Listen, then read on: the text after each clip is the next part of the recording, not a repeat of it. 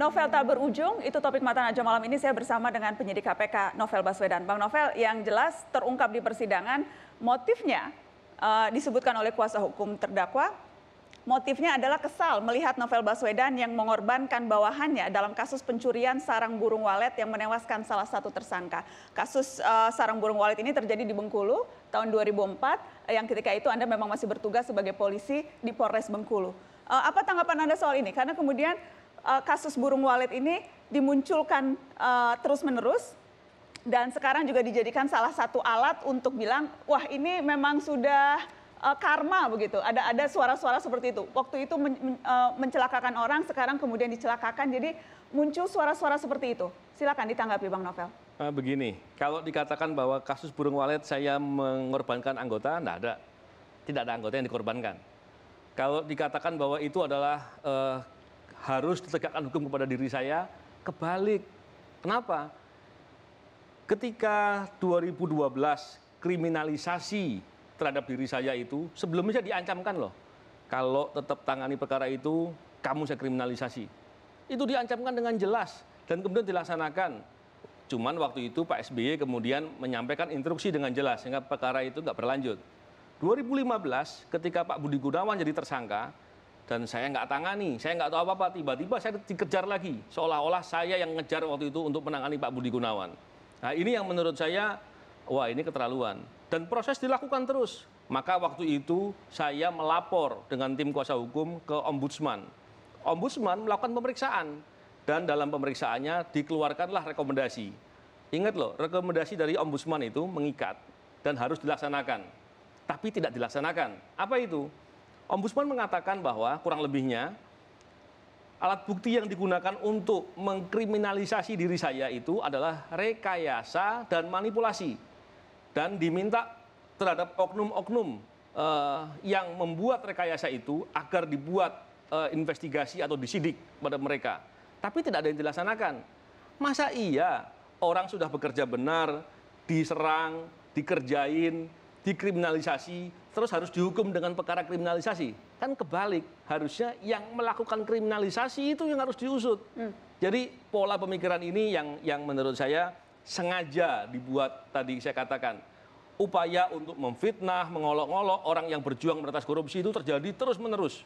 Jadi kasus sarang burung walet ini terus muncul setiap kali Anda melakukan hal-hal yang kemudian dinilai bisa mengusik kepentingan pihak-pihak tertentu. Benar, bahkan demo bayaran juga saya dapat beberapa informasi dari tim lapangan yang melihat dan beberapa media mengatakan itu. Saya kira kan keterlaluan. Saya ingin mengklirkan supaya clear betul-betul. Tapi jadi posisi Anda dalam kasus pencurian sarang burung walet ketika itu Anda mengatakan sekarang Anda adalah justru korban rekayasa. Benar. Korban rekayasa. Korban rekayasa. Dan itu dikuatkan oleh putusan Ombudsman. Ya. Saya ingin tunjukkan hasil temuan dan rekomendasi Ombudsman yang kami peroleh. Ini adalah rekomendasi Ombudsman Desember 2015. Spesifik dalam penanganan laporan polisi tanggal 1 Oktober 2012 oleh Badan Reserse Kriminal Polri. Temuannya ya ada maladministrasi, ada rekayasa, dan ada manipulasi dalam laporan yang dibuat soal kasus burung walet. Rekayasa dan manipulasi pengambilan proyektil peluru. Rekayasa dan manipulasi BAP laboratorium kriminalistik. Ada penggunaan alat bukti yang tidak relevan. Sampai pelapor yang dalam laporan itu tidak memenuhi kualifikasi sebagai pelapor karena tidak mengetahui dan menyaksikan peristiwa tindak pidana penganiayaan. Ini adalah temuan Ombudsman atas laporan kasus pencurian sarang burung walet. Dan kemudian rekomendasinya adalah seharusnya dalam waktu 90 hari sudah harus mengeluarkan, jadi meminta kepolisian untuk melakukan pemeriksaan pendahuluan atas berbagai rekayasa yang ditemukan dalam Ombudsman. Baik, ini tidak banyak yang mengetahui soal ini, Bang Novel. Tidak banyak yang mengetahui soal hal ini. Sebenarnya banyak, karena dalam setiap proses saya selalu menyampaikan. Cuman kembali lagi, hal ini selalu disampaikan dalam seperti ada memproduksi informasi-informasi yang tidak benar dan kemudian menyerang saya secara personal, mengolok-ngolok. Ya memang saya sering mengalami itu yang banyak terjadi. Kalau ini dibiarkan, ke depan saya khawatir orang yang mau berantas korupsi di Indonesia jadi takut. Karena apa? Sudah diolok-olok, dikerjain, dikriminalisasi, negara abai. Ke depan sudah takut, apa jangan-jangan sekarang juga sudah banyak yang takut? Ya, saya mau bilang begitu nggak tega, Mbak Nasja. Jadi saya yang bilang, saya rasa sekarang banyak-banyak yang takut untuk bicara keras terhadap korupsi. Karena kalaupun bicaranya dalam bentuk komedi pun, kemudian bisa dibully. Ya. Yang terjadi pada komedian yang kita lihat beberapa waktu yang lalu. Anda kerap menyebut-nyebut nama Presiden Jokowi. Kemudian ada yang menuding ini sengaja Novel Baswedan menyeret-nyeret ini ke arah politis. Ini ada kepentingan politik. Ini memang karena tidak suka pada pemerintahan sekarang, karenanya terus saja menyeret Presiden Jokowi. Tanggapan Anda soal itu? Sebenarnya begini, kalau kita lihat negara kita kan negaranya presidensial. Artinya seluruh aparatur itu di bawah presiden. Ketika melihat hal itu sangat relevan sebetulnya saya katakan. Ditambah lagi ini masalah sudah melibatkan orang yang begitu kuatnya. Kalau tidak level presiden, saya nggak yakin bisa. Oleh karena itu wajar saya meminta ke Pak Presiden. Kenapa? Kembali saya mengulangi lagi apa yang pernah saya katakan setahun yang lalu di sini. Bahwa secara pribadi saya sebenarnya terserah. Ini mau diusut mau nggak terserah. Cuman saya mau katakan bahwa perkara serangan kepada diri saya ini adalah perkara yang tidak berdiri sendiri. Banyak orang-orang KPK yang diserang, lebih dari 10 kasus. Tidak ada satupun yang diungkap. Bahkan fakta-faktanya sedemikian jelasnya. Kalau begitu sudah terang-terangan, apakah memang negara ini sedang benci dengan upaya berantas korupsi? Ini yang luar biasa, makanya saya meminta kepada Pak Presiden. Saya berharap apabila Pak Presiden bersikap, sehingga akan terlihat, oh iya benar, Pak Presiden ternyata mendukung pemberantasan korupsi.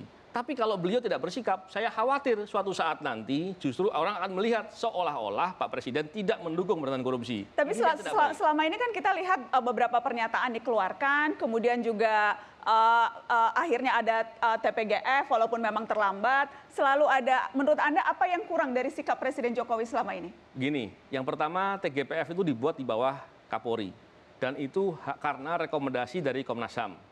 Bukan karena Pak Presiden yang memerintahkan atau di bawah Pak Presiden sebagaimana yang kami minta agar benar-benar independen. Yang kedua, kalau terkait dengan statement Pak Presiden yang disampaikan beberapa kali, saya ingat sekali Pak Presiden pertama pun bahkan menyikapi dengan sangat baik. Kok ia tidak digubris sama di bawahnya, itu yang saya heran. Apa yang terjadi? Apakah Pak Presiden harus melihat lagi kenapa kok sampai bawahnya tidak melaksanakan apa yang beliau perintahkan? Oleh karena itu saya sangat wajar meminta itu. Karena apa?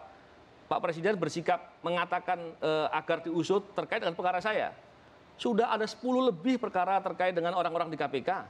Dan saya yakin rangkaian pelakunya sama. Kelompok pelakunya saya yakin sama. Orang yang begitu kuat yang tadi Anda sebut? Kuat karena dibiarkan. Kalau diusut nggak kuat dia. Kelompok yang sama yang selalu merasa kepentingannya terganggu oleh kerja-kerja yang dilakukan oleh KPK. Benar. Kenapa saya katakan begitu? Saya nggak ingin mengatakan mereka ini kuat sebenarnya. Kenapa? Karena kalau dibilang kuat besar kepala nanti. Mereka harus kita katakan bahwa orang yang berbuat jahat itu nggak ada yang kuat. Sehingga kita harus lihat bahwa ketika ada kejahatan dilakukan terus-menerus menghalangi atau menghambat suatu upaya kebaikan, maka kalau dibiarkan seolah-olah kuat. Oleh karena itu harus direspon agar apa? Agar mereka tidak kuat. Kalau kuat dia akan berbuat lagi nanti. Kelompok gitu. yang tadi yang kuat ini itu juga kelompok yang menurut Anda mengatur skenario yang sekarang berjalan di proses persidangan? Saya menduga kuat begitu.